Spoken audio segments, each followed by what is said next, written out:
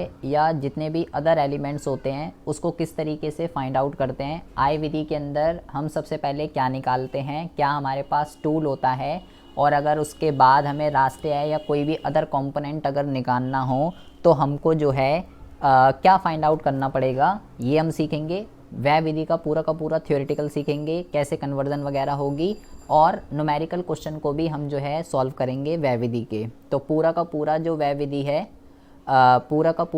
विधि है ये आपका आज ख़त्म हो जाएगा। देखिए जी, बहुत ही ज़्यादा ध्यान से सुनेंगे। जैसे कि उत्पाद विधि के अंदर हम निकालते हैं जीडीपी एट एमपी, ठीक है। आय विधि के अंदर हम निकालते हैं एनडीपी एट एफसी।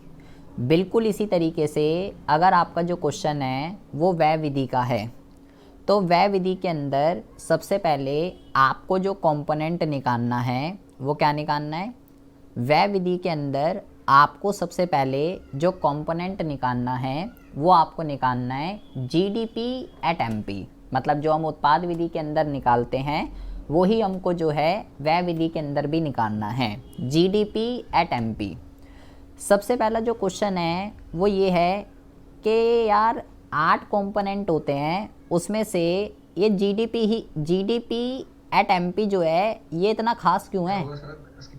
हाँ अब आएगी, अब चलेगी स्क्रीन। सबसे पहला क्वेश्चन ये है कि भाई वह विधि के अंदर जीडीपी एट एमपी ही क्यों निकालते हैं, और भी तो अदर कंपोनेंट हैं 7, वो भी निकाल लेते। वह विधि में ऐसी क्या खास, जीडीपी एट एमपी में ऐसी क्या खास बात है। तो भाई हमें बात करनी है एक्सपेंडिचर की, मतलब जो कंज्यूमर डिमांड करता है, जो कंज्यूमर गुड्स को ख़रीदता है उसकी बात करते हैं। तो हम जो गुड्स खरीदते हैं, स्क्रीन शो नहीं हो रही है, अच्छा जी, ये 1 मिनट रुको ज़रा, 1 मिनट रुको। तो जीडीपी एट एमपी हम वह विधि के अंदर इसलिए निकालते हैं क्योंकि हम जो भी वस्तु को खरीदते हैं या जो भी सेवा को हम जो खरीदते हैं वो उसके मार्केट प्राइस पे खरीदते हैं कि उस वस्तु की बाज़ार कीमत क्या है। इसलिए हम सबसे पहले वह विधि के अंदर जीडीपी एट एमपी निकालते हैं। अच्छा जी ठीक है, निकाल देंगे। तो जैसे कि आय विधि के अंदर मैंने बोला भाई एनडीपी एट एफसी के लिए 3 घटक चाहिए, तो ऐसे ही वह विधि के अंदर अगर आपको जीडीपी एट एमपी को फाइंड आउट करना है तो आपको क्या करना पड़ेगा। अगर आपको वह विधि के अंदर जीडीपी एट एमपी को फाइंड आउट करना है तो आपको इसके लिए बिल्कुल सेम 3 घटक चाहिए। सबसे पहला जो घटक होता है उसको हम कहते हैं अंतिम उपभोग व्यय।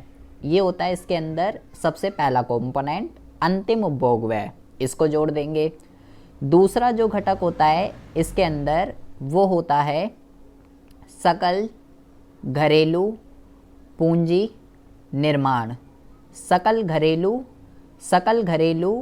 पूंजी निर्माण। और दूसरा जो इसके अंदर घटक होता है उसको हम कहते हैं शुद्ध निर्यात। ये 3 घटकों को हमको क्या करना है, ये 3 घटकों को हमको जो है इसमें जोड़ देना है। तो हमारा जो आंसर है वो क्या होगा, हमारा जो आंसर है वो हमारा जो है आ जाएगा। तो मेरे को क्या करना है, मेरे को सबसे पहले वह विधि के अंदर जीडीपी एट एमपी को फाइंड आउट करना है। कैसे निकलेगा जीडीपी एट एमपी, मेरे को केवल 3 घटकों को जोड़ देना है, आंसर आ जाएगा। सबसे पहला है अंतिम उपभोग व्यय, दूसरा है सकल घरेलू पूंजी निर्माण, और तीसरा है शुद्ध निर्यात। तो वही सबसे पहला कि अगर मेरे को ये तीनों सीधा दे रखे हैं तो फिर तो बहुत अच्छी बात है। मान लीजिए मेरे को दे रखा है 200, ये मेरे को दे रखा है 300, और ये मेरे को दे रखा है 500। तो भाई मेरे का क्या होगा, मेरे पास आ जाएगा 1000, ठीक है, 1000 मेरे पास आ जाएगा। और उसके बाद क्या करना है, उसके बाद उसने कुछ भी बोला हो उसके बाद मैं क्या कर दूंगा, उसके बाद मैं जो है उसको कन्वर्ट कर लूँगा, चाहे उसने रास्ते बोली हो या कोई भी अदर कंपोनेंट बोले हों। बट हमारी किस्मत जो है वो इतनी अच्छी नहीं है कि भाई ये हमको जो है तीनों के तीनों सीधा मिलेंगे। तो अब हम समझते हैं 1 बाय 1 एक एक कंपोनेंट को कि कोई सा घटक अगर ना दे रखा हो तो उसके अंदर मेरे को किन किन कंपोनेंट को जोड़ना है कि तब जाके ये निकलेगा। बहुत ही ज़्यादा ध्यान से समझेंगे। सबसे पहला जो कंपोनेंट है ये है अंतिम उपभोग व्यय। अगर आपको अंतिम उपभोग व्यय अगर आपको सीधा नहीं दे रखा है तो आपको क्या करना है, तो आपको जो है इसके दो घटक होते हैं, आपको उन दोनों घटकों को जोड़ देना है। सबसे पहला जो घटक होता है वो होता है निजी अंतिम उपभोग व्यय। निजी अंतिम उपभोग व्यय, इस घटक को आप सबसे पहले जोड़ देंगे। और दूसरा जो घटक होता है उसको हम क्या कहते हैं, उसको हम कहते हैं सरकारी अंतिम उपभोग व्यय। सबसे पहला जो होता है ये होता है निजी अंतिम उपभोग व्यय। दूसरा जो घटक होता है ये होता है सरकारी अंतिम उपभोग व्यय। निजी और सरकारी दोनों को जोड़ूंगा, आंसर आ जाएगा अंतिम उपभोग व्यय का। ठीक है जी, तो ये बहुत ज़्यादा आसान है, कोई ज़्यादा इसका लफड़ा नहीं है। बस एक लफड़ा है क्या, कि अगर आपको अंतिम उपभोग व्यय भी दे रखा हो और निजी और सरकारी में से कोई सा कंपोनेंट भी दे रखा हो तो कंपोनेंट को नहीं लेंगे। ये तो हर मेथड के अंदर अप्लाई हो रहा है, मैं शुरू से बता रहा हूँ कि निजी अंतिम उपभोग व्यय भी दे रखा है, अंतिम उपभोग व्यय भी दे रखा है और सरकारी भी दे रखा है, तो सरकारी को नहीं लेंगे। अंतिम भी दे रखा है और निजी भी दे रखा है तो निजी को नहीं लेंगे। जो मुझे चाहिए वो मुझे दे रखा है, बस बात ख़त्म, डेट्स इट, मेरा काम ख़त्म हो जाएगा। अच्छा ठीक है जी, पहला कंपोनेंट हमको समझ में आ गया। पहला कंपोनेंट जो है ये आपका अंतिम उपभोग व्यय। अब हम बात करते हैं पहले बेटा तीसरे कंपोनेंट के रिगार्डिंग। तीसरा जो कंपोनेंट है ये है शुद्ध निर्यात। शुद्ध निर्यात अगर मेरे को ना दे रखा हो तो मेरे को क्या करना पड़ेगा, बहुत ही ज़्यादा ध्यान से सुनेंगे। शुद्ध निर्यात जो है अगर आपको नहीं दे रखा तो पहली बात तो ये निकलता कैसे है। शुद्ध निर्यात जो है इसका जो फॉर्मूला होता है ये होता है, मेरे को निर्यात में से क्या करना है, मेरे को निर्यात में से माइनस कर देना है आयात। निर्यात का मतलब होता है दूसरे देशों को वस्तु बेचना, आयात का मतलब होता है दूसरे देशों से वस्तु को खरीदना। ठीक है, दूसरे देशों को कितनी वस्तु बेची है अगर मैं उसमें से माइनस कर दूं दूसरी देशों से कितनी वस्तु खरीदी है, तो मेरे पास ये समझ में आ जाता है कि नेट मैंने कितना एक्सपोर्ट किया है, शुद्ध निर्यात जो है वो कितना है। शुद्ध को ही बेटा निवल भी कहते हैं, ये आपको पहले ही मैंने आपको बता दिया है। ठीक है, शुद्ध निर्यात कह लीजिए या निवल निर्यात कह लीजिए, शुद्ध या निवल जो है एक ही चीज़ होती है। बेटा बहुत ही ज़्यादा ध्यान से समझेंगे, ये जो है शुद्ध निर्यात बहुत ही ज़्यादा ध्यान से समझेंगे। वह विधि जो गलत होती है केवल बेटा ये दो घटक हैं इसको गलत करने के लिए, केवल यही दोनों घटक हैं जिसकी वजह से आपका जीडीपी एट एमपी गलत निकलेगा। और अगर जीडीपी एट एमपी गलत निकला तो उसके बाद राष्ट्रीय पूछे या जितनी भी अदर चीज़ें पूछे वो सब गलत निकलेगा। तो ये बेटा शरीफ नहीं है, ये बहुत ही चालबाज इंसान है, बहुत ही ज़्यादा। मैं इसके अंदर आपको 9 से 10 केस बताऊंगा कैसे कैसे सिनेरियो क्वेश्चन के अंदर क्रिएट हो सकते हैं और किस सिनेरियो के अंदर आपको क्या करना है, कैसे लेना है। तो बहुत ही ज़्यादा ध्यान से सुन लेंगे, अगर ध्यान यहाँ नहीं है तो ध्यान को यहीं कर लेंगे बेटा। सबसे पहला जो है केस 1 हम लेते हैं।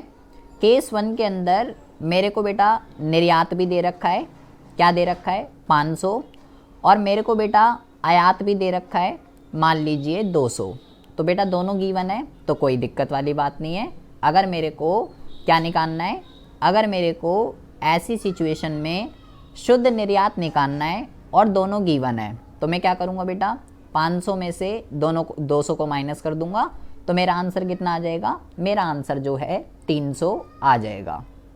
ये है बात कि भाई जब दोनों गिवन है तो ठीक है पुट कर दिया, कोई दिक्कत वाली बात नहीं है। अच्छा जी, उसके बाद जो है किरण आपकी जो है फिर नेट का इशू हो रहा है इसलिए आपको कुछ दिखाई नहीं दे रहा, अगर ब्लैक आ रही है तो नेट का इशू हो रहा है आपका आज। केस 2 जो है आप रिकॉर्डेड देख लेना फिर, और क्या कर रहे ना, छोड़ो फिर आज, या तो किसी दूसरे के हॉटस्पॉट से कनेक्ट कर लो। दूसरा जो केस है, अगर मान लीजिए निर्यात आपको दे रखा है 500, आयात आपको दे ही नहीं रखा, आयात नहीं है, और मुझे ऐसी सिचुएशन में शुद्ध निर्यात निकालना है, यह केवल एक ही कंपोनेंट गिवा है, तो क्या करेंगे, तो मेरी तो गलती नहीं है, आयात नहीं दे रखा, तो भाई मैं ऐसी सिचुएशन में 500 माइनस, पहले क्वेश्चन को अच्छी तरीके से चेक कर लेंगे, हाँ जी नहीं दे रखा तो ठीक है, 0 यहाँ पुट कर देंगे तो मेरा आंसर कितना आ जाएगा, मेरा आंसर आ जाएगा 500। ये आ जाएगा मेरा आंसर। यहाँ से आपको ये ध्यान रखना है कि जो अगर बेटा सिर्फ अगर निर्यात दे रखा हो, सिर्फ अगर निर्यात दे रखा हो तो बेटा निर्यात जो है ये आपका प्लस होता है। इस बात को गांठ बांध लीजिए, निर्यात प्लस होता है, निर्यात प्लस होता है और निर्यात प्लस होता है। चाहे वो शुद्ध वाला हो चाहे वो बिना शुद्ध वर्ड के हो, निर्यात प्लस होगा। मतलब चाहे शुद्ध हो या इसके निवल भी लिख दूँ मैं, इसके आगे शुद्ध निर्यात लिख दूँ, निवल निर्यात लिख दूँ या निर्यात लिख दूँ, प्लस होगा बेटा। ये बात को गांठ बांध लीजिए। अच्छा, अब आती है बात केस 3 की। अगर केवल आयात दे रखा हो और मेरे को शुद्ध निर्यात चाहिए हो, फिर क्या करेंगे बेटा। अगर आयात दे रखा है, आयात दे रखा है मान लीजिए 200 और पूरे क्वेश्चन में निर्यात ही नहीं है, और मेरे को क्या चाहिए, मेरे को जो चाहिए वो चाहिए शुद्ध निर्यात। अब मैं क्या करूँगा बेटा, अब तो मेरे को निर्यात ही नहीं गिवन है। पूरे क्वेश्चन को अच्छे से चेक कर लेंगे, नहीं गिवन है तो 0 माइनस आयात कितना दे रखा है 200, तो यहाँ पे कितना आ जाएगा, यहाँ पे आ जाएगा बेटा आपका माइनस का 200। इससे निष्कर्ष क्या निकलता है, एक बात को गांठ बांध लीजिए, आयात जो है ना, आयात जो है माइनस होता है, आयात माइनस होता है और आयात माइनस होता है। ये बात को ध्यान से समझ लीजिए। अच्छा ठीक है, अगर बेटा, हाँ जी, हाँ अभी सब मैं समझा दूंगा, अभी मैं सब समझा दूंगा, बस आप अभी बस समझते हैं। मैं 10 केस बताऊंगा आपको, सारे आपके जितने भी तरीके के न्यूमेरिकल क्वेश्चन में आएगा सब किस्सा ख़त्म हो जाएगा आपका।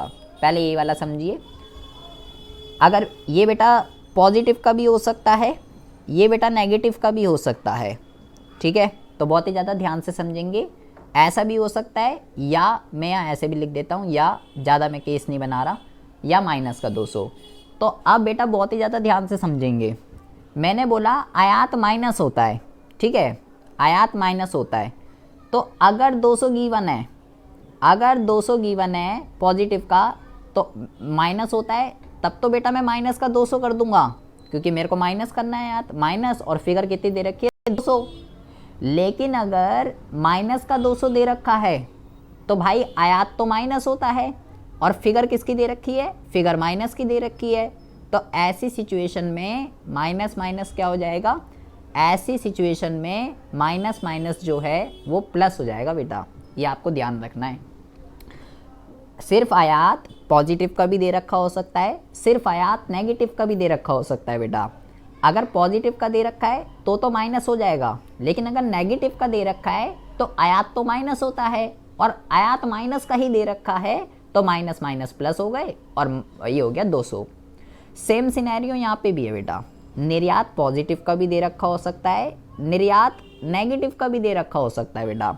अगर पॉजिटिव का है तब तो मैं प्लस कर दूंगा क्योंकि निर्यात प्लस होता है, लेकिन अगर बेटा निर्यात माइनस में दे रखा है तो मुझे करना है प्लस, लेकिन फिगर दे रखी है माइनस की, तो प्लस माइनस बेटा माइनस हो जाएगा और ये कितना आ जाएगा, ये आ जाएगा माइनस का 500।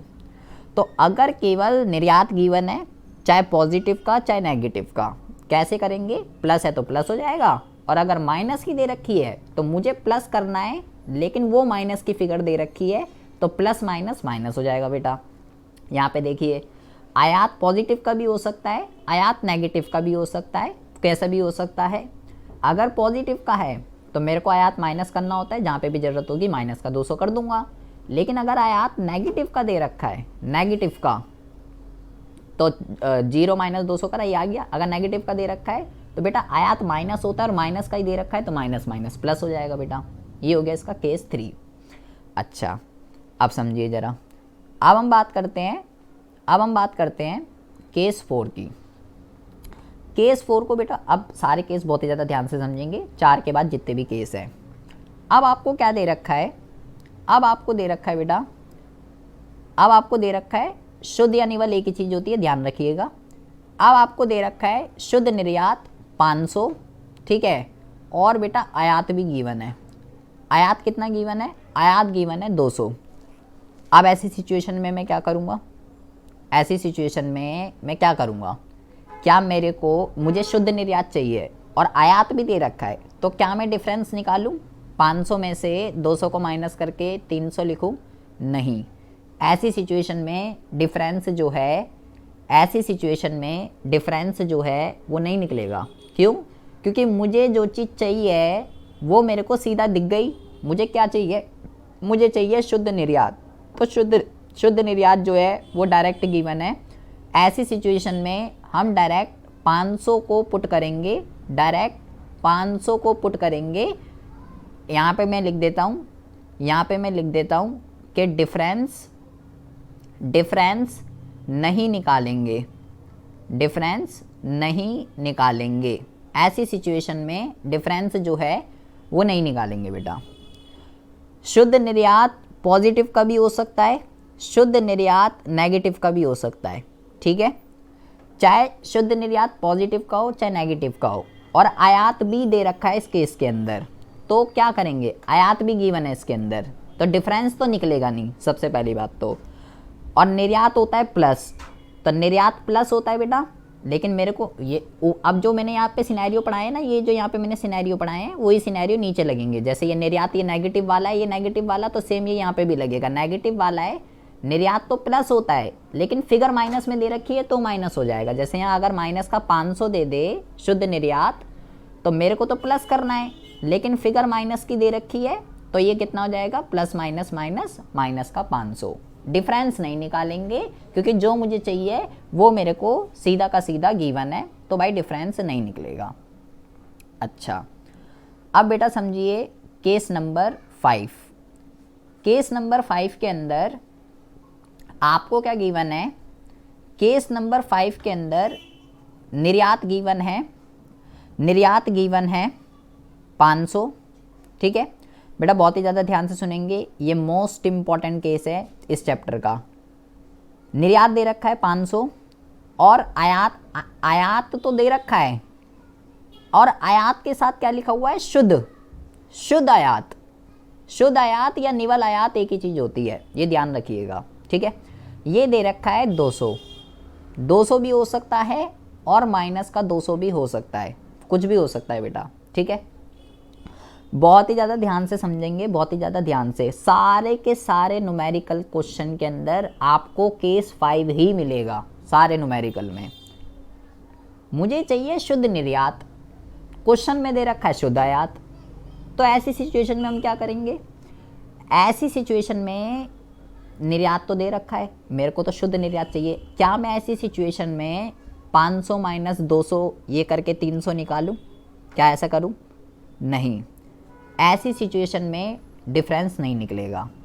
केस नंबर 4 और केस नंबर 5 में एक बात को गांठ बांध लीजिए, क्या, चाहे शुद्ध वर्ड किसी के भी साथ हो, चाहे वो निर्यात के साथ हो चाहे वो आयात के साथ हो, किसी के भी साथ हो बेटा, और यहाँ पे आयात गिवन हो या निर्यात गिवन हो, डिफरेंस नहीं निकलेगा। ये बात को गोल कर पी जाइए, डिफरेंस नहीं निकलेगा। ऐसी सिचुएशन में हम क्या करेंगे, ऐसी सिचुएशन में डायरेक्ट इसको पुट करेंगे, डायरेक्ट यहाँ पे लिखेंगे, डायरेक्ट शुद्ध आयात का अमाउंट, शुद्ध आयात का अमाउंट पुट करना है, पुट करना है। ये आपको ध्यान रखना है, डायरेक्ट शुद्ध आयात का अमाउंट पुट करना है। अच्छा, अब मैंने बोला कि ये तो 200 भी है और ये माइनस का 200 भी है, तो मैं क्या करूँगा, डिफरेंस नहीं निकलेगा सबसे पहली बात तो, ठीक है। अच्छा, आयात माइनस होता है, ये भी मैंने बताया। अगर 200 दे रखा है, शुद्ध आयात 200 और निर्यात भी दे रखा है 500, तो डिफरेंस तो नहीं निकलेगा, 200 को ही पुट करूँगा। और आयात माइनस होता है तो जहाँ पे भी ज़रूरत है माइनस कर दूंगा, जहाँ पे भी ज़रूरत है। और अगर बेटा, ये मोस्ट इंपॉर्टेंट है, इसको ध्यान से समझेंगे, ये हर न्यूमेरिकल में मिलेगा आपको। मुझे शुद्ध निर्यात चाहिए लेकिन मुझे शुद्ध आयात दे रखा है और नेगेटिव का दे रखा है, तो भाई ऐसी सिचुएशन में मैं क्या करूँगा, आयात माइनस होता है और माइनस में ही दे रखी है, तो माइनस माइनस प्लस 200 पुट कर दूंगा और डिफरेंस नहीं निकलेगा।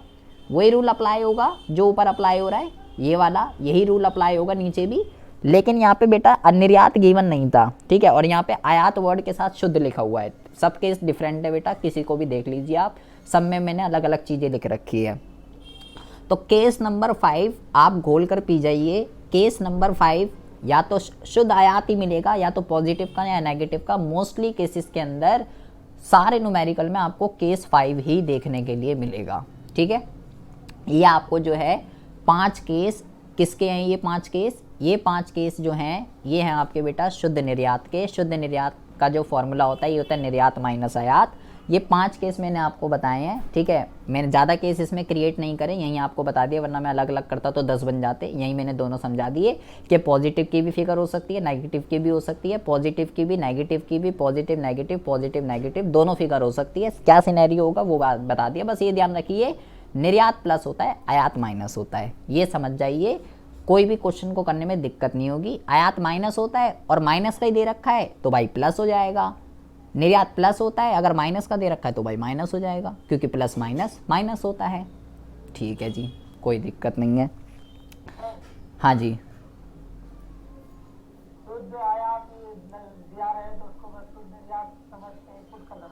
हाँ क्या कह रहे हो, दोबारा बोलना। हाँ हाँ, मेरे को तो शुद्ध निर्यात चाहिए, मेरे को तो शुद्ध निर्यात चाहिए, लेकिन मेरे को न्यूमेरिकल में शुद्ध आयात दे रखा है, मतलब आयात ज़्यादा हो चुका है। तो ऐसी सिचुएशन में हम उसी को ही पुट करेंगे, निर्यात को पुट नहीं करेंगे, ठीक है। अच्छा, अगर किसी खुरापाती दिमाग में ऐसा आ जाता है, जो होता है थोड़ा खुरापाती दिमाग का बच्चा, वो होता है, वो क्या है कि भाई अगर ऐसा दे रखा हो क्वेश्चन में, अगर ऐसा दे रखा हो क्वेश्चन में कि शुद्ध निर्यात भी दे दे 500 और शुद्ध आयात भी दे दे, शुद्ध आयात भी दे दे, अब वो बच्चा कहेगा भाई अब मैं किसको पुट करूँ ये बता भाई। तो अगर ऐसे कोई दिमाग में आ रहा है, अगर दोनों में ही शुद्ध लगा दे तो ऐसा यहाँ पे हम लिख देंगे नॉट पॉसिबल। ऐसा कोई भी सिनेरियो नहीं आएगा, या तो शुद्ध आयात होता है या तो शुद्ध निर्यात होता है, दोनों में से कोई एक चीज़ होती है। दोनों में शुद्ध वर्ड आपको देखने के लिए नहीं मिलेगा बेटा, ठीक है जी। ये भी समझ में आ गया मेरे को। दूसरा घटक जो था, दूसरा घटक था अंतिम उपभोग व्यय भी पढ़ लिया और शुद्ध निर्यात भी पढ़ लिया। अब आज बेटा जो ये व्यय विधि गलत होती है, केवल यही दोनों घटक हैं, सकल घरेलू पूंजी निर्माण और शुद्ध निर्यात, यही दोनों घटक हैं जो व्यय विधि को गलत करवा देते हैं। खासकर ये आयात और निर्यात का जो मैंने सीन बताया है, ये तो फिर भी ठीक है, अंतिम उपभोग व्यय, लेकिन ये जो दोनों घटक हैं ये बहुत चालबाज हैं। अब हम बात करते हैं बेटा इसके सबसे टेढ़े कंपोनेंट की, इसका नाम है सकल घरेलू पूंजी निर्माण। ये जो है बेटा ये शुद्ध निर्यात से भी चालबाज है। ये इसका एक मोस्ट इम्पॉर्टेंट फैक्टर है जिसकी वजह से जीडीपी या टेम्पी गलत हो जाता है, ठीक है। लेकिन आपको टेंशन नहीं लेनी है, आपको मैं इसको करने का मैं आपको सिर्फ 3 फॉर्मूले बता रहा हूँ, सिर्फ 3। आपको सिर्फ उस 3 फॉर्मूले को लर्न कर लेना है, कभी भी आपको सकल घरेलू पूंजी निर्माण निकालने में दिक्कत नहीं होने वाली है। आप उस तीनों फॉर्मूले को लर्न कर लीजिएगा। यहाँ पे लिखते हैं हम बात दूसरे घटक की। दूसरे घटक का जो नाम है ये है सकल घरेलू पूंजी निर्माण। सकल घरेलू पूंजी निर्माण, ये मुझे निकालना है दूसरा घटक। अगर ये मेरे को नहीं दे रखा तो मैं क्या करूँगा? अगर सीधा दे रखा है फिर तो बहुत अच्छी बात है, फिर तो हलवा बना हुआ है, खाना ही है। अगर नहीं दे रखा तो क्या करूँगा बेटा? तो अगर आपको नहीं दे रखा, आपको जो है सकल घरेलू पूंजी निर्माण आपको ये चाहिए, ठीक है। और आपको न्यूमेरिकल में क्या दे रखा है? आपको न्यूमेरिकल में दे रखा है शुद्ध घरेलू पूंजी निर्माण, आपको ये दे रखा है। आपको चाहिए सकल और उसने दे रखा है शुद्ध, तो कोई दिक्कत वाली बात नहीं है भाई। मुझे ग्रॉस चाहिए, लेफ्ट साइड मुझे चाहिए और राइट साइड मेरे पास है, तो मुझे ग्रॉस चाहिए, मेरे पास नेट है, मेरे पास नेट है, तो क्या करूँगा? मूल्य ह्रास को क्या कर दूंगा? मूल्य ह्रास को प्लस कर दूंगा, बन जाएगा मेरा सकल घरेलू पूंजी निर्माण। तो सबसे पहला फॉर्मूला क्या है? सबसे पहला फॉर्मूला ये है कि अगर आपको फॉर्मूला कौन सा लगाना है इसको देख के पता चलेगा ये वाला क्या घटक गिवन है इससे। अगर आपको सकल घरेलू पूंजी निर्माण चाहिए, आपको नहीं दे रखा, आपको दे रखा है शुद्ध या निवल, शुद्ध या निवल एक ही चीज़ होती है बेटा, बार बार कह रहा हूँ, ध्यान रखिएगा इस चैप्टर में, ठीक है। और अचल और स्थाई भी एक ही चीज़ होती है, ये भी ध्यान रखिएगा, ठीक है। यहाँ मैं लिख देता हूँ, चाहे निवल और शुद्ध, निवल और शुद्ध एक ही चीज़ होती है, ये ध्यान रखिएगा इस चैप्टर के अंदर या इस मेथड के अंदर या इस कंपोनेंट के अंदर। स्थिर और अचल ये भी एक चीज़ होती है बेटा, और देशीय और घरेलू, देशीय और घरेलू ये भी जो है एक चीज़ होती है, ये अलग अलग चीज़ें नहीं हैं, ये एक ही चीज़ें हैं। ये है इसका सबसे पहला फॉर्मूला। अच्छा जी, ठीक है। अब हम बात करते हैं, फॉर्मूला तो ये बन गया आपका। अब हम बात करते हैं इसके दूसरे फॉर्मूले के रिगार्डिंग कि अगर मेरे को सकल घरेलू पूंजी निर्माण करना है और मेरे को शुद्ध घरेलू पूंजी निर्माण, बल्कि मेरे को जो है कुछ और दे रखा है, तो फिर मेरे को जो है उस केस के अंदर क्या करना पड़ेगा। मान लीजिए आपको जो है, मैं यहाँ लिख देता हूँ, चलो यहाँ लिख देते हैं दूसरा, मुझे जो चाहिए क्वेश्चन के अंदर सकल, मुझे चाहिए क्वेश्चन के अंदर सकल घरेलू पूंजी निर्माण, मेरे को ये चाहिए क्वेश्चन के अंदर, ठीक है। लेकिन मेरे को क्वेश्चन के अंदर क्या दे रखा है, मेरे को जो क्वेश्चन के अंदर दे रखा है बहुत ही ज़्यादा ध्यान से समझेंगे। यहाँ पे तो दे रखा था शुद्ध घरेलू पूंजी निर्माण, लेकिन अब मुझे जो दे रखा है वो दे रखा है शुद्ध घरेलू, और यहाँ पे क्या आएगा, यहाँ पे आएगा बीच में अचल, और अचल और स्थाई एक, अचल और स्थिर एक ही चीज़ होती है, ठीक है। ध्यान रखिएगा ये बात, यहाँ ये तीन का बहुत चक्कर है यहाँ पे इस कंपोनेंट के अंदर, कुछ भी लिख सकता है बीच में। शुद्ध घरेलू अचल पूंजी निर्माण आपको ये दे रखा है, शुद्ध घरेलू अचल पूंजी निर्माण। तो ऐसे में हम क्या करेंगे जी, ऐसे केस के अंदर हम क्या करेंगे, यहाँ पे बेटा अचल वर्ड नहीं है या स्थिर वर्ड नहीं है, यहाँ पे बीच में स्थिर वर्ड और अचल वर्ड है, ठीक है। अब की बार आपको ये दिया है और मेरे को चाहिए सकल घरेलू पूंजी निर्माण। तो भाई पहली बात तो शुद्ध दे रखा है, मुझे सकल चाहिए, तो मूल्य ह्रास तो हो गई होगा, मूल्य ह्रास जो है वो तो ऐड हो गई होगा, ठीक है। लेकिन इसके साथ अचल वर्ड था, तो और मुझे सकल चाहिए, तो मुझे इसके साथ एक कंपोनेंट को और जोड़ना पड़ेगा, इसका नाम है स्टॉक में परिवर्तन। ऐसी सिचुएशन में आपको जो है स्टॉक में परिवर्तन और ऐड करना पड़ेगा अगर शुद्ध घरेलू के साथ अचल वर्ड या स्थिर वर्ड आपको गिवन है। मूल्य ह्रास भी जोड़ना पड़ेगा सकल में बदलने के लिए, और स्टॉक में परिवर्तन भी जोड़ना पड़ेगा सकल में बदलने के लिए। तो अगर मेरे को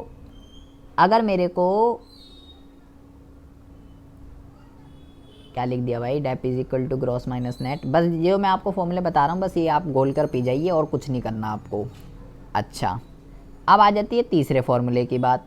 सकल इज इक्वल, मेरे को चाहिए सकल घरेलू पूंजी निर्माण, मुझे जो है सकल घरेलू पूंजी निर्माण चाहिए, ठीक है जी।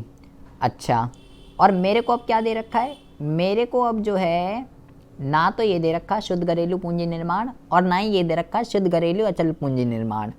मुझे जो अब क्वेश्चन के अंदर दे रखा है, मुझे गिवन है सकल घरेलू अचल पूंजी निर्माण, अचल पूंजी निर्माण मुझे ये गिवन है। बेटा अचल या स्थिर एक ही चीज़ होती है, बार बार कह रहा हूँ, यहाँ पे स्थिर वर्ड की जगह, अचल वर्ड की जगह स्थिर वर्ड भी लिख कर आ सकता है, तो ध्यान रखिएगा। अब देखिए, अब मुझे गिवन है सकल वाला ही दे रखा है मेरे को, लेकिन मुझे चाहिए सकल घरेलू पूंजी निर्माण, मुझे ये चाहिए, ठीक है। लेकिन मुझे ये बीच में स्थिर वर्ड आ गया है, यहाँ पे दे तो सकल वाला ही रखा है, सब कुछ ठीक था, सकल घरेलू पूंजी निर्माण सब कुछ ठीक था, लेकिन बीच में ये स्थिर वर्ड आ गया, अचल वर्ड आ गया। तो अगर आपको ये दिया है, अगर आपको ये दिया है तो बेटा क्या करेंगे, तो ऐसी सिचुएशन में आपको केवल क्या करना है, अब मेरे डेप्रीसिएशन अब नहीं जुड़ेगा क्योंकि भाई मेरे को सकल चाहिए और सकल गिवन है। आपको ऐसी सिचुएशन में केवल स्टॉक में परिवर्तन, केवल स्टॉक में परिवर्तन आपको क्या करना है, केवल स्टॉक में परिवर्तन आपको इसके अंदर जोड़ देना है। आपका जो है ये आ जाएगा निकल के जो आपको चाहिए सकल घरेलू पूंजी निर्माण, ये आ जाएगा बेटा आपका निकल के। बेसिकली ये तीन फॉर्मूले हैं जो आपको लर्न करने हैं सकल घरेलू पूंजी निर्माण के। ये तीनों कौन सा लगाना है मुझे कैसे पता चलेगा, आपको ये देखना पड़ेगा गिवन क्या है, ये गिवन है, ये गिवन है या ये गिवन है, उसके अकॉर्डिंगली आपको जो है फॉर्मूला लगाना पड़ेगा बेटा। अच्छा, एक और इसका फॉर्मूला होता है, ठीक है, लेकिन वो केवल तभी यूज़ होगा जब क्वेश्चन जो है बहुत ही ज़्यादा टफ आता है, केवल तभी यूज़ होता है, अदरवाइज़ जो है वो बेटा यूज़ नहीं होगा, ठीक है। वो क्या है ये समझिए ज़रा। आपको क्या दे रखा होगा, ये वाला एक एक्सेप्शनल केस है, जब बहुत ज़्यादा टफ क्वेश्चन आ जाएगा तो ये लग सकता है सकल घरेलू पूंजी निर्माण। सकल घरेलू पूंजी निर्माण आपको ये चाहिए, ना तो ये दे रखा, ना ये दे रखा और ना ही ये दे रखा, तीनों में से कुछ नहीं दे रखा। तो क्या दे रखा है फिर, तो आपको दे रखे हैं ये कंपोनेंट। क्या क्या कंपोनेंट को ध्यान से समझ लीजिए। पहला आपको जो दे रखा होगा इसको कहते हैं व्यावसायिक स्थायी निवेश। स्थायी या स्थिर एक ही चीज़ होती है। व्यावसायिक स्थायी निवेश ये दे रखा होगा आपको सबसे पहले। दूसरा जो होता है इसको कहते हैं सरकारी स्थायी निवेश। सरकारी स्थायी निवेश या सरकारी स्थिर निवेश एक ही चीज़ होती है। स्थायी या स्थिर वर्ड एक ही चीज़ होता है, ठीक है, मैं यहाँ लिख देता हूँ। स्थायी या स्थिर ये दोनों एक ही वर्ड होते हैं, कंफ्यूज नहीं होना है, ठीक है। तो यहाँ पे वर्डिंग का चक्कर है बेटा, 4 के 8 वर्ड हैं यहाँ पे उल्टे। अच्छा, ये दे रखा होगा, ये भी जोड़ देंगे। तीसरा आपको जो दे रखा होगा इसको कहते हैं परिवारों द्वारा रिहायशी मकानों के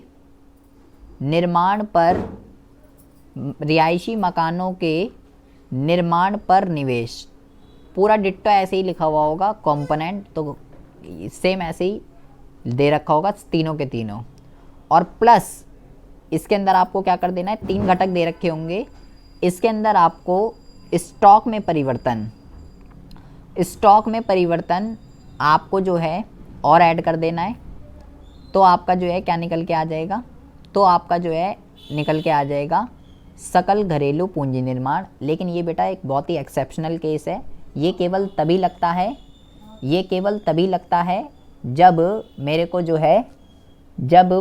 है क्या कहते हैं, बहुत ही ज़्यादा टफ क्वेश्चन होता है, ये केवल तभी लगेगा। मोस्टली केसेस में फर्स्ट, सेकंड और थर्ड इसी से ही आपका जो काम है वो हो जाएगा बेटा। तो हमने बेटा सारे के सारे पढ़ लिए, वह विधि क्या होती है, कैसे क्या करना है, हमने सब पढ़ लिया है। पहला घटक भी पढ़ लिया, दूसरा भी पढ़ लिया, तीसरा भी पढ़ लिया। फॉर्मूले को लर्न कर लीजिए, जो दिया है उसके अकॉर्डिंगली फॉर्मूला लगाना है।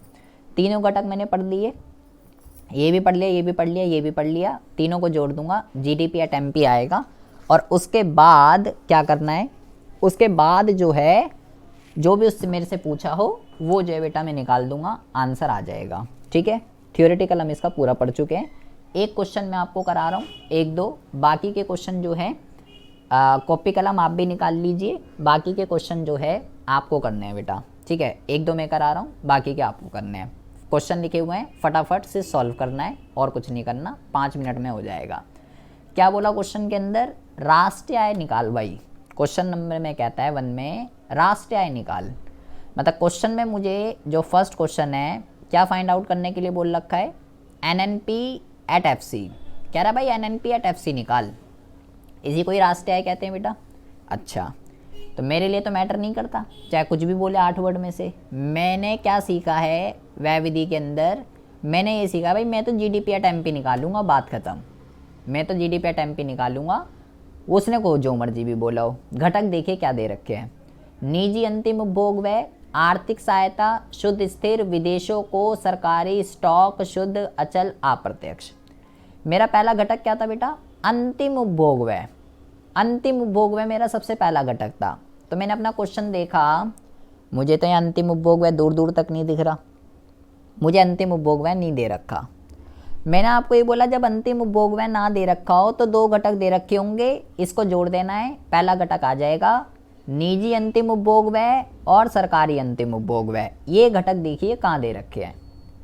मैंने देखा निजी अंतिम उपभोग व्यय 200 दे रखा है, सरकारी अंतिम उपभोग व्यय 50 दे रखा है। दोनों घटक मेरे को दिख गए, मैं यहाँ पे पुट कर देता हूँ 200 और प्लस 50। मेरा पहले घटक का काम हो गया बेटा। अच्छा, दूसरे घटक की तरफ आ जाते हैं। मेरे को चाहिए सकल घरेलू पूंजी निर्माण। क्या चाहिए मेरे को? सकल घरेलू पूंजी निर्माण, ये चाहिए मेरे को। आ जाते हैं क्वेश्चन में। पूरे क्वेश्चन में चेक कर लीजिए सकल घरेलू पूंजी निर्माण कहीं दिख रहा है या नहीं दिख रहा। मैंने पूरा क्वेश्चन देख लिया, 9 के 9 घटक, मुझे सकल घरेलू पूंजी निर्माण कहीं नहीं दिख रहा। या अप्रत्यक्ष कर है, अचल पूंजी, शुद्ध निर्यात, सरकारी, विदेशों को, शुद्ध, मेरे को तो कहीं नहीं दिख रहा सकल। तो यहाँ पे गिवन नहीं है, सकल घरेलू पूंजी निर्माण गिवन नहीं है बेटा। यहाँ पे क्या समझाया मैंने? अगर ये गिवन नहीं है तो फिर आपको पहला, दूसरा या तीसरा इसमें से कोई सा फॉर्मूला लगेगा। ठीक है, पहला, दूसरा या तीसरा इसमें से कोई सा फॉर्मूला लगेगा। आप ये देखिए, ये गिवन है, ये गिवन है या ये गिवन है, इन तीनों में से कोई सा घटक गिवन होगा, ये तय है। तो मैंने क्वेश्चन में देखा तीसरे कंपोनेंट को, मेरे को यहाँ पे कंपोनेंट दे रखा है शुद्ध स्थिर देशीय पूंजी निर्माण। बेटा देशीय या घरेलू एक ही चीज़ होती है और स्थिर या अचल एक ही चीज़ होती है और शुद्ध या निवल एक ही चीज़ होती है। ये कंपोनेंट ऐसे भी लिख सकता था बेटा, निवल, निवल अचल, निवल अचल घरेलू पूंजी निर्माण। ये इस कंपोनेंट को ऐसे भी लिख सकता था बेटा। अब देखो पूरा नाम ही, मतलब पूरा नाम ही बदल गया, क्योंकि बेटा क्या कहते हैं, शुद्ध को निवल भी कहते हैं, स्थिर को अचल भी कहते हैं, देशीय को घरेलू भी कहते हैं, इनफैक्ट पूंजी निर्माण को निवेश भी कहते हैं। ये निवेश भी लिख सकता है बेटा, जहाँ जहाँ पूंजी निर्माण मैंने लिखा है तो भाई पूंजी निर्माण को निवेश भी कहते हैं। ये भी सबसे इंपॉर्टेंट चीज़ ध्यान रखनी है बेटा यहाँ पे आपको। पूंजी निर्माण जहाँ जहाँ मैंने लिखा है इस पूरे चैप्टर में या इस घटक में, वहाँ निवेश वर्ड भी लिखा हुआ हो सकता है, क्योंकि पूंजी निर्माण कैपिटल फॉर्मेशन ही तो इन्वेस्टमेंट होती है, पहले हमने पढ़ा था। ये सारे यहाँ पे वर्डिंग का खेल है, एक एक के दो दो वो हैं। अच्छा, तो मैंने देखा कि मेरा कौन सा फॉर्मूला बन रहा है, तो मैंने इसको ध्यान से देखा, मेरा ये इससे मैच कर रहा है, ये वाला दूसरे वाले से। देखो शुद्ध घरेलू अचल पूंजी निर्माण, यही तो दे रखा है। शुद्ध घरेलू, शुद्ध भी है, घरेलू भी है, अचल भी है और पूंजी निर्माण भी है। बस ये आगे पीछे तो हो रहे हैं, इसका कोई दिक्कत नहीं है। शुद्ध घरेलू अचल पूंजी निर्माण दे रखा है और मेरा ये इस वाले फॉर्मूले से मैच खा रहा है, दूसरे वाले से। तो मुझे पता चल गया शुद्ध घरेलू अचल पूंजी निर्माण ही लगेगा। तो मैंने बोला अगर मुझे ये गिवन है, ये दिया हुआ है मेरे को 40, ये कितना गिवन है मेरे को? ये मेरे को गिवन है 40। तो मैंने आपको बोला कि इसके अंदर अगर मुझे अब इसको सकल घरेलू में बदलना है, सकल घरेलू पूंजी निर्माण में, तो दो चीज़ें जोड़नी पड़ेगी बेटा। एक तो मूल्यह्रास और दूसरा स्टॉक में परिवर्तन। इन दोनों को जोड़ दीजिए, आ जाएगा। देखिए मूल्यह्रास कहाँ गिवन है, तो बच्चा देखता है भाई मूल्यह्रास तो कहीं गिवन ही नहीं है, लेकिन वो भूल जाता है कि अचल पूंजी का उपभोग जो है वही मूल्यह्रास होता है। अचल पूंजी का उपभोग, स्थिर पूंजी का उपभोग, घिसावट, मूल्यह्रास, कई सारे नाम बताए थे, अगर आपको याद हो पहली कक्षा के अंदर। नहीं याद है तो ये देख लीजिए स्लाइड, ये वाली स्लाइड में दिखा देता हूँ, ये दिखाए थे, यहाँ दिखा था मैंने, मूल्यह्रास, घिसावट, स्थिर पूंजी, अचल पूंजी, ये सब नाम बताए थे। तो ये दे रखा डेप्रिसिएशन 30, तो मैं यहाँ पुट कर देता हूँ 30। और स्टॉक में परिवर्तन, स्टॉक में परिवर्तन देखेंगे कितना दे रखा है, ये रहा बेटा। छठा कंपोनेंट देखेंगे स्टॉक में परिवर्तन माइनस का 10। मुझे प्लस करना है लेकिन माइनस का दे रखा है, मुझे प्लस करना है लेकिन माइनस का दे रखा है, माइनस का 10, ऐसे लिख देंगे बेटा। ठीक है, ये हो गया मेरा, ये हो गया मेरा सकल घरेलू पूंजी निर्माण। दूसरा भी हो गई बात, ठीक है जी। अब आ जाते हैं बेटा तीसरे पे। तीसरा क्या चाहिए बेटा? तीसरा जो चाहिए वो चाहिए शुद्ध निर्यात। शुद्ध निर्यात मेरे को चाहिए तीसरे घटक के अंदर। तो क्वेश्चन में देखता हूँ क्या गिवन है। मैंने देखा मुझे क्वेश्चन में गिवन है शुद्ध आयात, शुद्ध आयात गिवन है और वो भी माइनस का गिवन है बेटा, माइनस का 20, और निर्यात गिवन है नहीं यहाँ पे, ठीक है, निर्यात गिवन नहीं है। अगर होता भी निर्यात, अगर होता भी तो बेटा डिफरेंस नहीं निकालेंगे, तो डिफरेंस नहीं निकालेंगे बेटा। अब मेरे कौन सा केस बन रहा है ये, अपने केस पे आ जाइए। शुद्ध निर्यात के केस बताए थे मैंने आपको, शुद्ध निर्यात नेगेटिव में दे रखा है केस 5, ठीक है।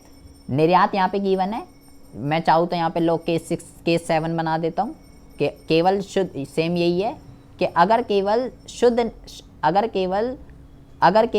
शुद्ध आयात ही गिवन है, केवल शुद्ध आयात, मान लो 200 या -200, तो क्या होगा, 200 है तो -200 कर देंगे, -200 है तो मुझे माइनस करना होता है आयात, और माइनस का ही दे रखा है तो प्लस का 200 कर देंगे। मतलब निर्यात गिवन नहीं है यहाँ, केवल आयात ही गिवन है, वो भी शुद्ध वाला। होता भी तो क्या है, डिफरेंस तो निकालूंगा ही नहीं मैं। जैसे केस 5 में देखो, निर्यात गिवन है और शुद्ध आयात भी गिवन है, तो मैंने बोला जब भी चाहे आयात के साथ शुद्ध हो चाहे निर्यात के साथ शुद्ध हो, डिफरेंस नहीं निकलता बेटा। तो ठीक है, कोई दिक्कत वाली बात नहीं है। मुझे गिवन है शुद्ध आयात माइनस का 20, तो आयात तो माइनस होता है और माइनस का ही दे रखा है। तो देखिए बहुत ही ज़्यादा ध्यान से समझेंगे, आयात माइनस होता है और माइनस का ही दे रखा है, तो बेटा माइनस माइनस प्लस हो जाएगा, तो मैं यहाँ पे लिख दूंगा प्लस का 20। अगर यहाँ पे निर्यात होता भी, अगर यहाँ पे अगर शुद्ध आयात कितना दे रखा है, माइनस का 20, ठीक है। तो मैंने बोला भाई आयात तो माइनस होता है और वो माइनस का ही दे रखा है, तो माइनस माइनस कितना हो जाएगा, माइनस माइनस हो जाएगा प्लस। और अगर निर्यात होता भी यहाँ पे, तो भी बेटा निर्यात का कोई यूज़ ही नहीं होता। क्यों नहीं होता निर्यात का यूज़, क्योंकि डिफरेंस निकलता ही नहीं है। जब भी चाहे आयात के साथ शुद्ध वर्ड दे दे, चाहे निर्यात के साथ शुद्ध वर्ड दे दे, डिफरेंस नहीं निकलता। ये बात को गांठ बांध लीजिए, 2-3 बात को गांठ बांध लीजिए। पहला, आयात माइनस होता है, दूसरा निर्यात प्लस होता है, और तीसरा चाहे आयात या निर्यात दोनों में से किसी के साथ भी शुद्ध वर्ड हो या निवल वर्ड हो, डिफरेंस नहीं निकलता।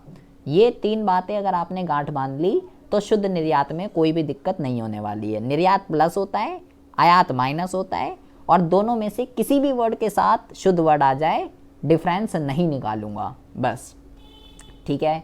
तो 20 आ गया, हो गया मेरा काम। अब ये इसको कर लेते हैं, ये हो जाएगा बेटा 250, ठीक है, प्लस इसको सॉल्व कर लेते हैं, 40, 50, 60, 70, और 70 में से 10 गए तो ये आ गया 60, और प्लस 20। सॉल्व कर लेते हैं इसको, ये हो जाएगा आपका 250 और ये हो जाएगा आपका 80। तो 250 और 80, 250 और 80 जो हैं ये होते हैं बेटा आपके 330। ये हो गया जीडीपी एट एमपी। अभी बेटा जीडीपी एट एमपी आया है, अभी आंसर नहीं आया। अब मेरे पास मेरा टूल आ गया, अब उसने कुछ भी बोला हो, अब मेरे को करना है कन्वर्जन। उसने बोला भाई रास्ते आए निकाल, तो ठीक है निकाल देते हैं। मेरे पास क्या है, जीडीपी एट एमपी है, मुझे एनएनपी एट एफसी चाहिए। जो चाहिए होता है उसको लेफ्ट साइड लिखते हैं, जो होता है उसको राइट साइड। मुझे नेट चाहिए, मेरे पास ग्रॉस है, तो भाई माइनस का डेप्रिसिएशन हम यहाँ पे लिखेंगे। मुझे एनपी चाहिए, मेरे पास डीपी है, तो एनपी का फॉर्मूला डीपी प्लस एनएफआई है। मुझे एफसी चाहिए, मेरे पास एमपी है, माइनस का एनआईटी। ये बेटा यहाँ पे लिख देंगे, वैल्यू को पुट कर देते हैं।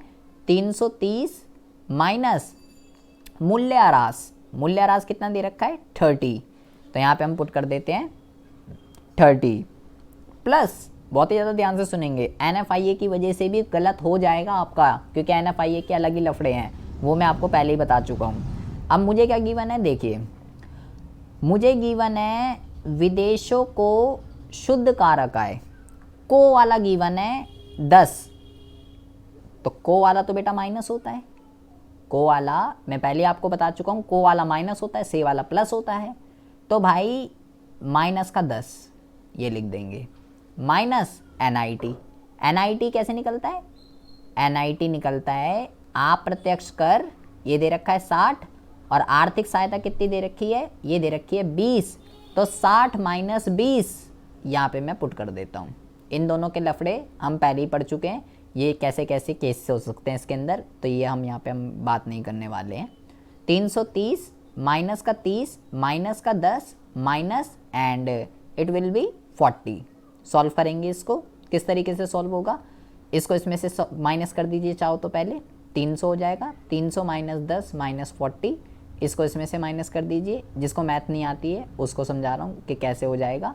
एंड इसको इसमें से माइनस कर दीजिए, तो ये हो जाएगा बेटा 250। मतलब मैं माइनस माइनस मैंने प्लस वगैरह नहीं करे, मैं सिर्फ डायरेक्ट माइनस करता गया लाइन वाइज। आप ऐसे भी कर सकते हो, इन सबको जोड़ लीजिए, माइनस माइनस प्लस होते हैं, साइन ऐसे भी कर सकते थे डायरेक्ट कि भाई 330 माइनस माइनस 80, सीधा 250 भी लिख सकते थे आप आंसर, ऐसे भी आप कर सकते थे। तो ये आ गया बेटा मेरा ये आ गया बेटा मेरा क्या, ये आ गया मेरा राष्ट्रीय आय। तो इस तरीके से इसके न्यूमेरिकल क्वेश्चन को क्या करते हैं, इस तरीके से इसके न्यूमेरिकल क्वेश्चन को जो है सॉल्व करते हैं। एक और देखिए बेटा, अब हम चलो ये वाला जो है आप करेंगे, अभी मैंने जैसे सिखाया है बिल्कुल उसी तरीके से आपको ये क्वेश्चन करना है। जो भी फॉर्मूले की नीड है, चाहे शुद्ध निर्यात की ज़रूरत पड़े या दूसरे घटक की ज़रूरत पड़े, ये मैं आपको दिखा दूंगा, मेरे से पूछ लीजिएगा क्या चाहिए, ठीक है, मेरे से पूछ लीजिएगा जो भी आपको फॉर्मूले की रिक्वायरमेंट है। बट ये क्वेश्चन आपको करना है, ये वाला क्वेश्चन करिए, कॉपी कलम निकालिए ज़रा। उमेश और शिवम सैनी ने आंसर निकाल दिया है, बिल्कुल सही।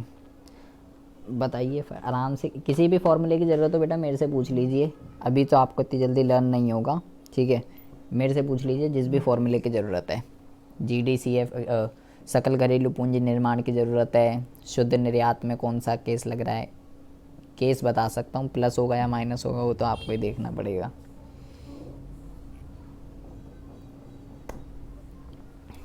फटाफट कीजिए इस क्वेश्चन को, इसमें कुछ भी ऐसा नया नहीं है, ठीक है, आप इसके क्वेश्चंस को ट्राई कर सकते हैं।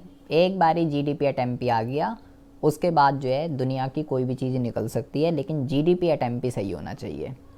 आपने तीनों मेथड को पढ़ लिया है, इन तीनों मेथड को बेटा बहुत ही अच्छे से पढ़ के आइएगा, बहुत ही अच्छे से व्यय विधि के क्वेश्चनों को कीजिएगा, आय विधि के क्वेश्चनों को कीजिएगा, खासकर आय और व्यय के कीजिएगा, ठीक है, उत्पाद विधि के तो ठीक है हो ही गए हैं मोस्टली जैसे जैसे आ सकते थे, लेकिन आय और व्यय विधि के क्वेश्चनों को कीजिएगा, क्योंकि अगली क्लास में हम जो करने वाले हैं वो करने वाले हैं टेढ़े क्वेश्चन, राष्ट्रीय आय के टेढ़े क्वेश्चन, मिसिंग वैल्यू के क्वेश्चन, टफ से टफ क्वेश्चन जो बिल्कुल ही अलग हैं। अभी तक ऐसे जितने भी हमने करें कुछ करना ही नहीं, उनमें अलग ही चीज़ें निकालनी है।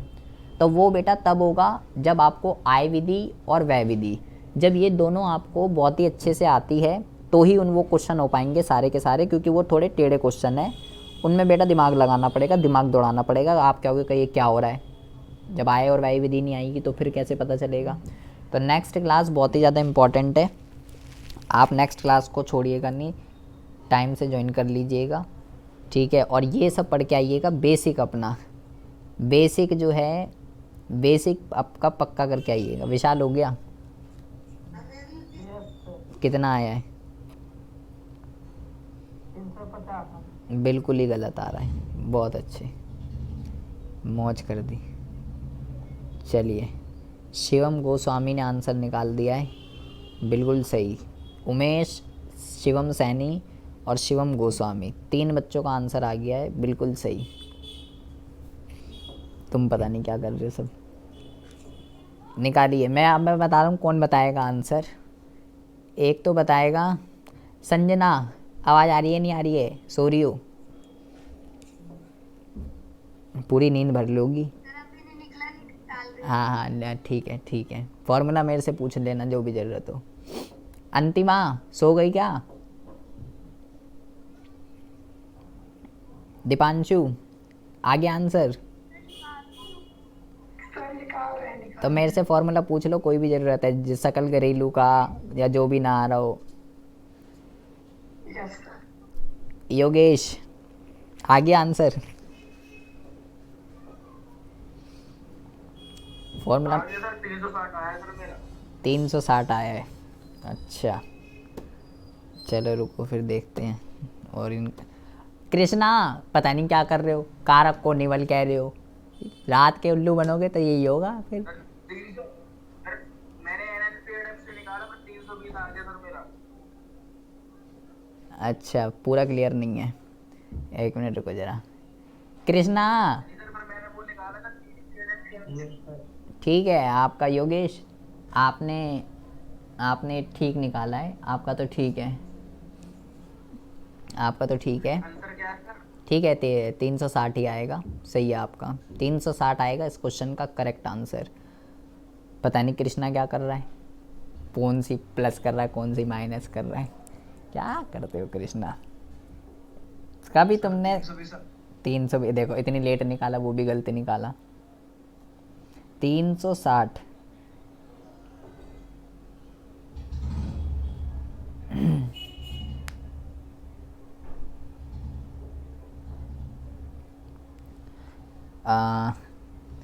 बताइए भैया जल्दी फटाफट।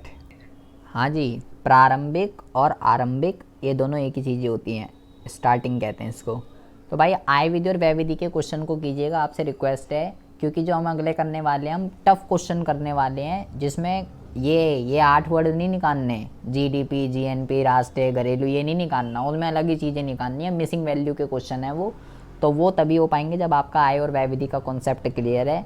तो वो करिएगा, जो भी आपके डाउट हैं, जो भी क्वेश्चन ना हो उसको भी हम करेंगे नेक्स्ट क्लास के अंदर, ठीक है। या तो मैं हो सके व्हाट्सएप पे, तो अगर हो जाएगा आप समझ लोगे तो ठीक है, नहीं आए तो हम उसको क्लास में ही सॉल्व करेंगे, वरना फिर हम अपने टेढ़े क्वेश्चनों के रिगार्डिंग बात करेंगे कि भाई कैसे अदर टफ क्वेश्चन। हाँ जी, विदेशों को निवल कारक का जैसे पॉजिटिव में दिया हुआ है सर, कोई नेगेटिव में होगा सर, प्लस माइनस।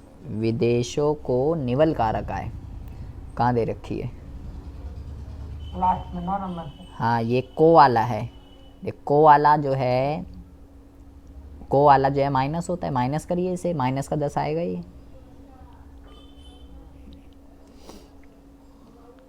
ठीक है जी।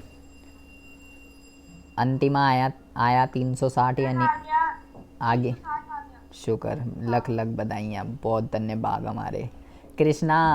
आया 360 या नहीं आया, पता नहीं क्या प्लस कर रहे हो क्या माइनस कर रहे हो, आया नहीं आया ये बता दो। अभी नहीं आया सर, कर रहा हूँ मैं। अरे यार, नाक कटवा रखी है तुमने, कभी तुमने पहले आंसर नहीं बताया कभी भी, कि सबसे पहले मेरा आया आंसर ये।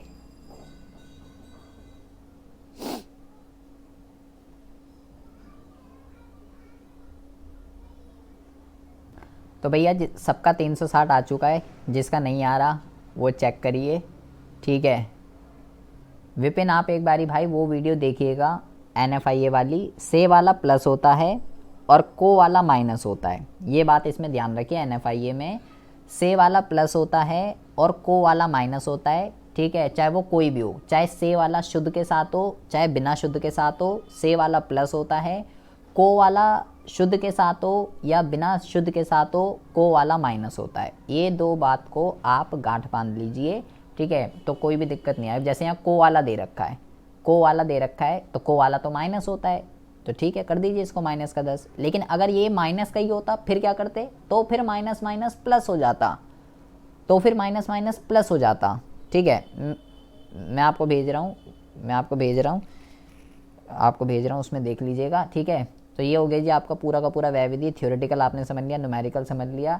बार बार कह रहा हूँ पढ़ के आइएगा, क्योंकि नेक्स्ट क्लास में हम ये 8 वर्ड नहीं सीखने वाले हैं, हम टेढ़ी चीज़ें सीखने वाले हैं। तो टेढ़ी चीज़ें तभी आएंगी जब सीधी आई भी होंगी, और अपने डाउट जो भी होंगे वो लाइएगा अगली क्लास में, नहीं होंगे तो फिर मैं पूछूंगा आपसे कि अगर एक भी डाउट नहीं निकला या कोई भी क्वेश्चन नहीं निकला। उमेश तुम इको में तो बन गए हो, लेकिन अकाउंट्स में भी बन जाओ, इतनी जल्दी तुम अगर अकाउंट्स की बैलेंस शीट मैच कर दो तो क्या हो जाएगा ये बताओ। ईगो में तो तुम क्वेश्चन लिखने से पहले आंसर कर देते हो, लेकिन बैलेंस शीट कब मैच करोगे उमेश, ठीक है जी। तो ये कीजिएगा सारे के सारे आप। अब मिलते हैं नेक्स्ट क्लास में टफ क्वेश्चन के साथ।